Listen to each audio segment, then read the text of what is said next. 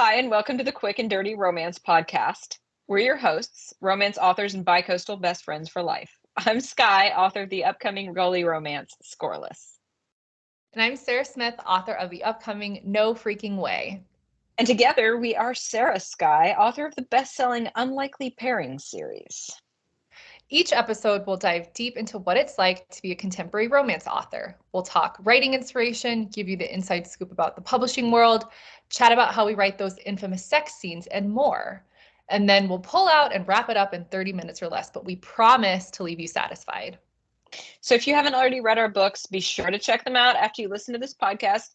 And please do DM us with any questions or requests for future episodes that you might have.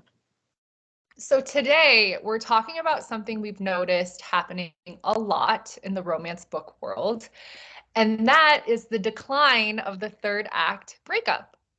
Indeed. Indeed. This was a standard part of the romance arc forever and ever. Amen. And now the growing popularity is that people don't want to see it. Let's discuss. Isn't that okay? So it's kind of wild to me because you know how like every once in a while on social media some like thread will explode about how like happily ever afters are absolutely necessary to call any romance. And I completely agree with that. And anyone who like even tries to dispute that is usually like ripped a new a-hole, and it's awesome because it's a tenement of, or not tenement, it's a tenant of like romance, right? Like you need that. Otherwise it's a romantic fiction or it's something else.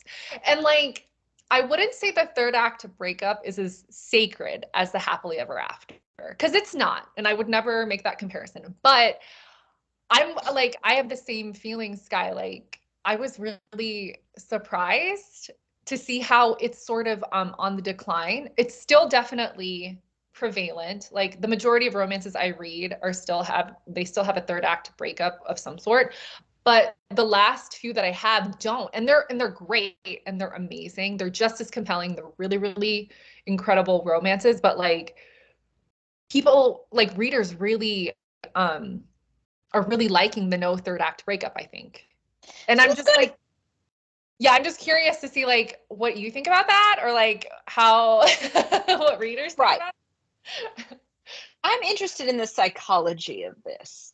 Okay, what in our current environment, our current culture is calling for this? What is unappealing about the third act breakup? Obviously we are just two writers sitting in front of a screen trying to figure out the world. But I am curious as to why we could speculate that this would be. Do we think it has anything to do? You know, I do also see a lot of posts about sort of like the dumpster fire of society, and here I am reading my smutty books, right? And the escapism that romance has always offered, I think, is indeed leaned upon and vocalized even more now. So, like, I'm curious what the appeal of the no third act breakup is, because I was thinking as we were prepping for this episode about why I like a third act breakup, right? And I was trying to think about like what is it about it that I find appealing, and I think it's that it's offering a micro taste of the ups and downs of a relationship, right? Because even though we're going to guarantee you the HEA, happily ever after, doesn't mean that everything is all stars and like sex all of the time, right? Our characters tend to be complex. And so we know that they will, you know, if were they real people, they would argue and they would have like, so that to me, the third act breakup is a test of like the dedication. Right. So that's why I do find it appealing. And that's why you'll see it in a lot of my books, although we'll talk more about that in a minute. But I'm trying to figure out like why people are wanting that to not be a thing. Do you have theory? So I do, but I think with anything else, it probably is dependent on the reader. Like if you ask 10 Sure. readers who say that they like, yeah, I don't really like the third act breakup. They will give you 10 different reasons why they don't like it. Um, like I haven't done like deep dive research or anything like that. This is just like what I've been noticing on like social media and like what I've been noticing in the last year or so as a romance reader myself. I think that so for some people, their criticism of third act breakup sometimes is that they don't feel genuine and it feels contrived and it just feels like shoehorned into the plot because the couple needs to break up. Okay. That's part of the formula and they have to get back together and reconcile and have this amazing like grovel, I love you moment, which I totally understand because I definitely can think of more than one romance where I read the third act breakup and I'm like, that sucked. Like it didn't feel satisfying. It felt completely contrived. I didn't feel it was like genuine or authentic to them as a couple. And I completely understand why, like, as a reader, when you encounter that kind of third act breakup, you're like, yeah, this is annoying. Like they should have just stayed together or have something else happen. Like I get that. So I think that is one reason, I think, is that sometimes you read a very unsatisfying third act breakup and you're like, you know what? I'd rather have no third act breakup than an unsatisfying, like disingenuous or I don't know, disingenuine. I don't know what's the word. Okay. And I get that completely. Sorry. Yeah. No, what are your thoughts? I was just going to say, as you were saying that, I thought, I know one thing that critics, readers really don't like is when the breakup is hinged on a very flimsy miscommunication, right? Like, I know that drives a lot of readers like bananas. They're like, I was liking this book and now I hate this book because she flipped out, like kind of similar to what you said, like for no reason, or that the breakdown occurred so flimsy that like if you had just had a conversation, this would not have been 3 weeks of eating ice cream and crying on your couch, right?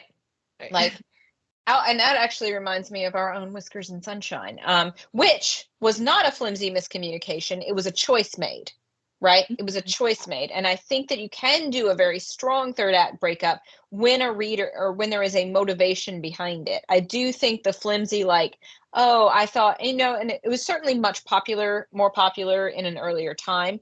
But I do think that right now, like that miscommunication, although I would also, in favor of the miscommunication, warrant that when you are head over heels in love with somebody, like your brain is doing lots of crazy things and you have a tendency to be afraid of your own feelings to the point where things can blow up and be bigger. So in the defense of the miscommunication trope, I would say that it is not as unrealistic as some people may say, simply because it is so overwhelming to be in that level of love that we tend to write, right? This is it. I'm finished. I don't want to admit it. I don't know if I can admit it. I'm afraid to admit it. I'm going to take one excuse and run away. That can be valid if it's done well, I think. But it all depends. Like you said, it all depends. So what's another reason you think of? Yeah. So, okay. So I just want to say, like, I agree with what you said. Like, I feel like a lot of readers have a problem with the miscommunication trope when it's used as the reason for the third act breakup. I totally get that, especially if it's like a crappy one. But I personally, I love a good miscommunication. I love it. If it's done well, I freaking love it. It's so good because it makes, I don't know, just something about that. Also, I think it's very relatable. Like we all miscommunicate, like every single human being. Yeah. I would wager to guess that like a lot of our conflicts are rooted in miscommunication in some way. And I know like in a romance or rom-com, it's made a little bit more dramatic and comedic in a lot of ways, but like the root of it is, I think, is still relatable and in real life. So I don't know. I've written a lot of miscommunication, third act breakup. I love it. But I get it. It's because I think you're right. Like before, that was a very like years, just even a handful of years ago. I think that was a really popular way to trigger the third act breakup. And I agree. Some of them suck. And I can think of a few in my head. I'm not going to say what they are because we're not here to criticize other books. But like I can think of plenty in my head that I've read that I hated. I'm like, oh, this could have been so good if they had just gotten this miscommunication, third act breakup a little bit tighter. But yeah. So another reason that I think could be the cause for a changing tide here when it comes to the third act breakup in romances is I just think like readers' attention spans are changing, and I think some readers just might want something different. You know what I mean? Like, and that's like a very simplistic, maybe even like overly simple way to think of it. But I honestly, just from what I've noticed, like on social media and reading what feedback from readers and what books they like and what books they don't like, I don't know. I just think readers, especially if you're reading the same genre over and over and over again, something different tends to like stick with you. And if you like it, that's what you kind of gravitate toward for a while. And I think maybe there's an element of like, there's a newness of having a lot of romances in the past year or so that don't have a third act breakup that readers like really like. I don't know though. That's just my own observation. I don't know if it's as simple as that. It could be. It's probably more complicated, but just throwing it out there. So there are two different paths that my brain took when you said that. The first one was about attention spans in general and the difficulty, like it is necessary for a book to fire off pretty rapidly in its own way. It doesn't mean that every book has to be just a litany of like either sex or action scenes, right? Readers will commit to a plot for sure. But given the multi-tabs open 15-second reel society that we live in, and indeed, you know, depending on one's age and what you grew up with your mental map doing, like attention on something or interest in something is an interesting nuance of writing a book that will capture people's attention now, right? Like that's very interesting. But I also thought about how tightly, in the face of that, or almost in defiance of that, like one thing I see a lot, especially like on TikTok, is how tightly people will cling to their favorite tropes. They're like, you can give me every single book that's enemies to lovers and I will read every one of them, because like there's a belovedness to the familiarity. So it's like a funny dance of like unique but also known, right? Which is, I mean, and has always been romance, right? That's the point of the genre. You are going to have a love story. How we get you there, we are going to use these tropes. How we put them together is what's going to have the fun part. But like just the acknowledgement of both, like I want something fresh but I want the same thing, and it's a funny matchup, but which doesn't sound like it makes any sense, but it actually does. So no, yeah. Honestly, what you said makes total sense, because obviously like romance is super tropey. Like that's the whole point of it. Like you have these tropes, these tried and true tropes that readers love. That's what they want. And every time you deviate from that, or every time you try to say like, oh, a romance doesn't need an HEA, like they'll kill you over it, you know? But there is an element of like, but I think you can change a little bit about it to make things fresh and new, because like you said, like attention spans are changing. I think on the whole, what romance readers want stays the same. Like they want a satisfying, compelling love story that sucks them in and makes them feel like all the feels, that makes their heart skip a beat. They want like a book boyfriend that they would just like kill to bring into real life. If they could make him real, they would. Like they want all that stuff. I don't think that stuff will never change. It's just I wonder if there are simple little tweaks of like the story arc or like the types of tropes that romance has, that like that's what can be changed. Yeah. You know what I mean? And maybe like this maybe has something to do with that. Like this is a little enough change where we're not changing like the genre, or we're not changing what we love about it. And it's kind of playing into an aspect of romance that some readers don't like, because some readers don't like the third act breakup, no matter what it is. And I think, it's funny because like in reading older romances, not old, but like, 5 years ago, shoot.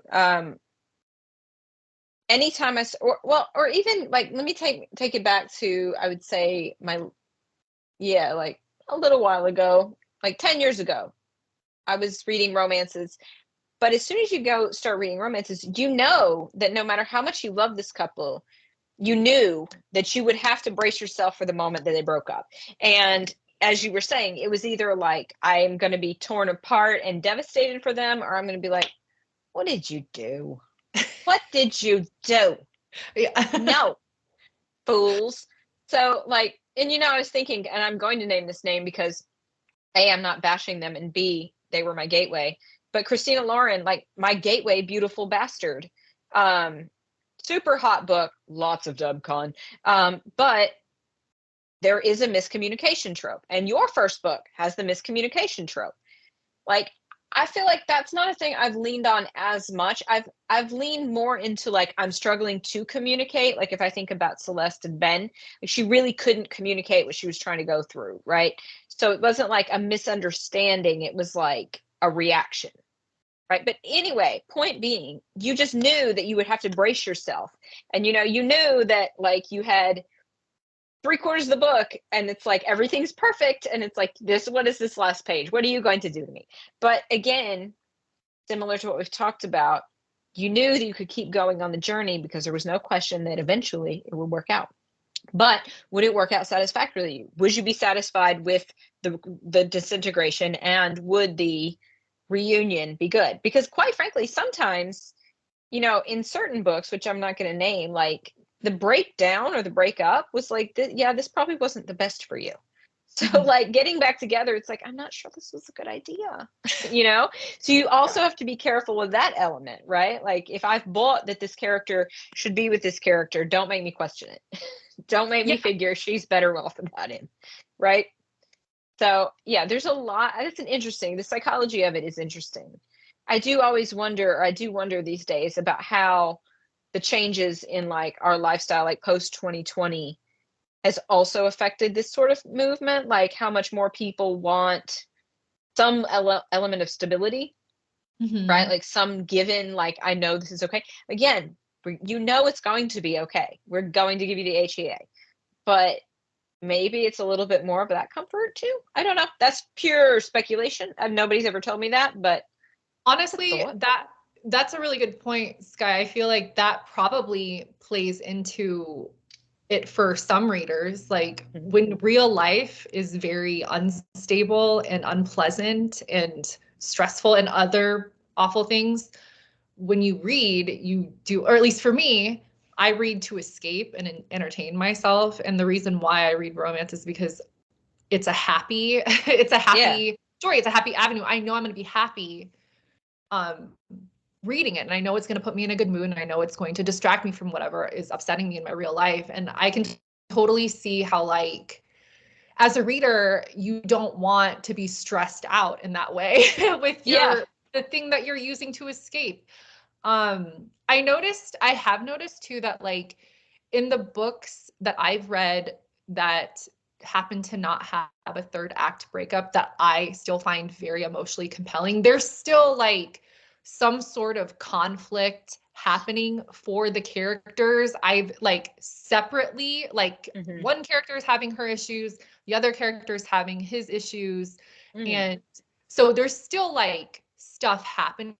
There's still like emotional turmoil. It's just not happening between them. And they are having like they might have like minor conflicts or like certain like challenges in being together, especially if it's like an enemies to lovers trope. So there's a conflict in that sense. So that's happening because I have read, romance without third act breakup and the characters get along and like it doesn't really like, well, then what's your conflict? You don't have any conflict. And then like some weird random thing happens in one of their lives and like that's kind of the conflict, but like they handle it really so like, and it's still fine, like it's still happy, but like it's not the same. It doesn't feel as satisfying. Yeah. So making a gesture, it's like a little up a mountain and then a little tail in the end. Okay. Let me take you back to the days that I taught middle school. All right. Because no matter what your genre is, and yes, you can play with this. Yes, it is flexible. But the basic plot arc of any book, any story, exposition, rising action to a conflict, falling action to resolution. All right. Let me get out my chalkboard. But my point is this. If you do not have a third act breakup, you have got to have a climax. I know, all the jokes. I know, we have plenty of climaxes in our books. But you must have a plot climax.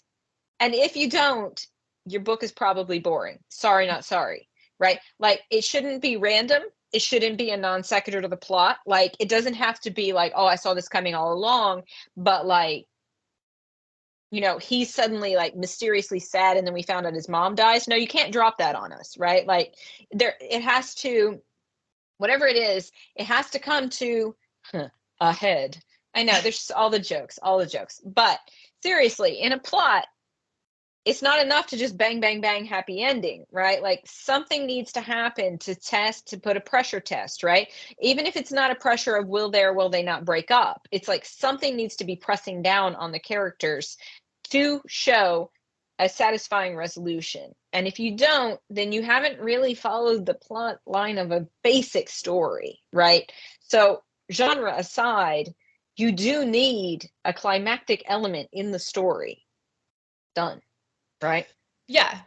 And maybe So, that's what the lesson is, like, as authors, that we can take from that. Like, maybe we don't need to be so fixated on a third act breakup if we're hitting every other plot point and the characters are going, like, maybe something in their environment is putting them to the test, or you know, like, whatever it is. Like, it totally depends on the story you're writing and like what the trope is and all that stuff. But like, I don't know, part of me is kind of like excited to think that maybe at some point I'll write a romance that won't have a third act breakup, and I won't be freaking out about it, because I'm like, that's okay, because the characters are going through hell in this way, but they're gonna like struggle through it together. And they kind of fought a little bit in the first part of the book, but they're good now. And so I'm not gonna make the reader like go through the emotional gauntlet of like them breaking up, but like, I'm gonna put them through the gauntlet in this way because this other stuff is happening and they're like struggling to dealing with that. Like, I don't know, like, it's kind of exciting in a way, thinking like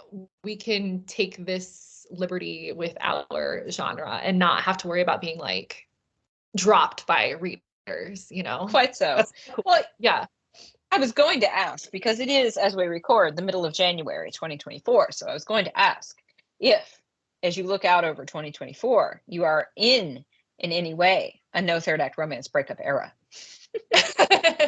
Okay, so not currently. Okay. I just, so my book that's coming out, no freaking way.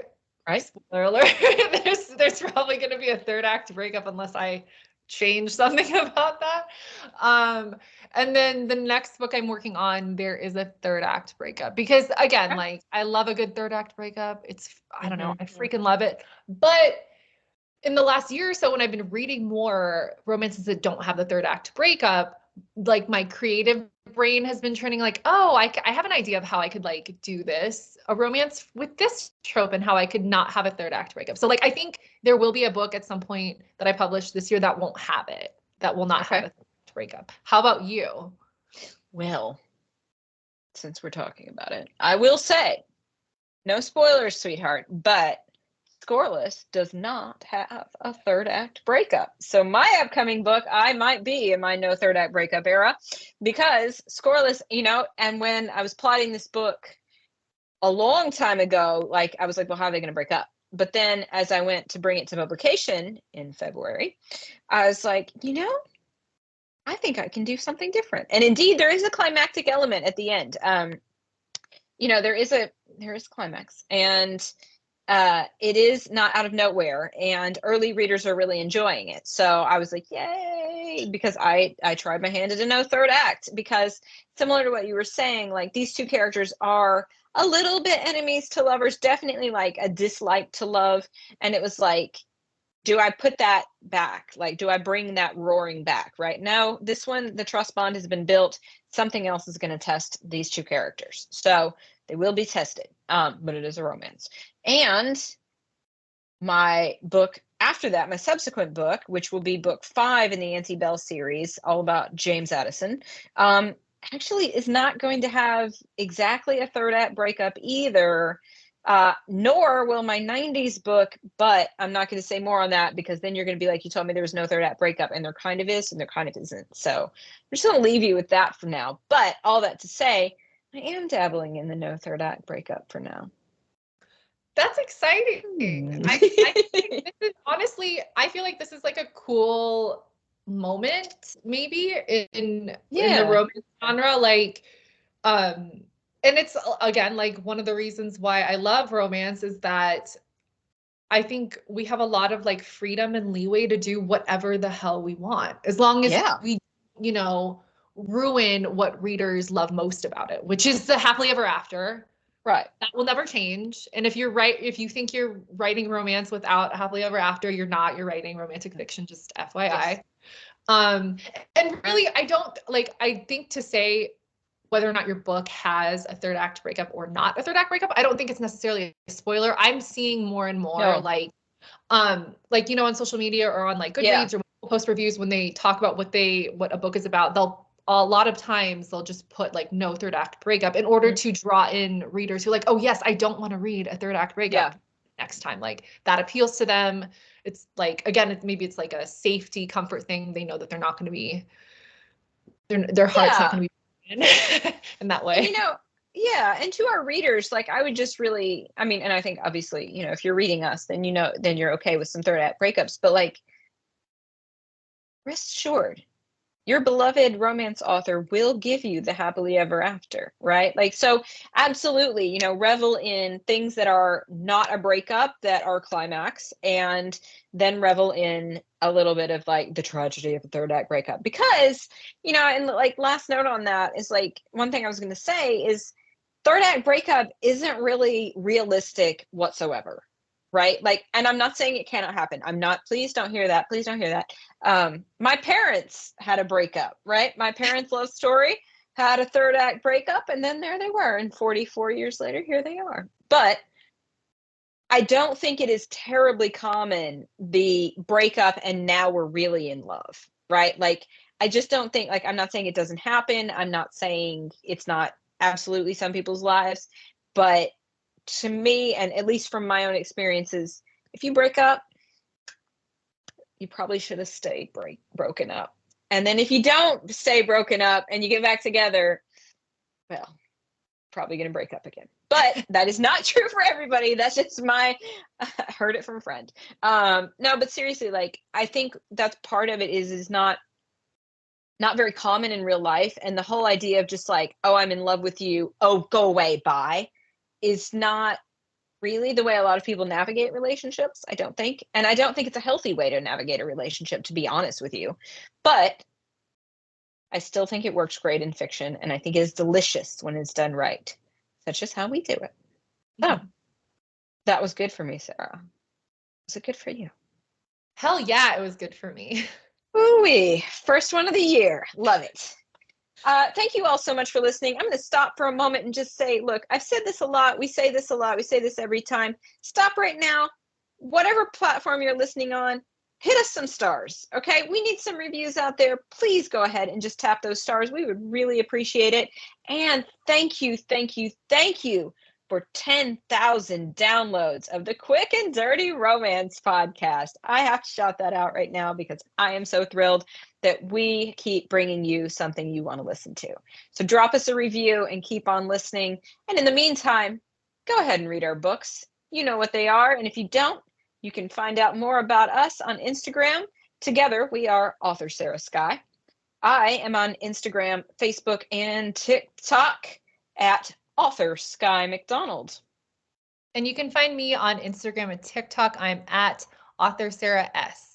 We love to hear from you, so reach out and DM us with any questions or requests for future episodes. Thanks again for listening, everyone. We'll see you again soon. Bye.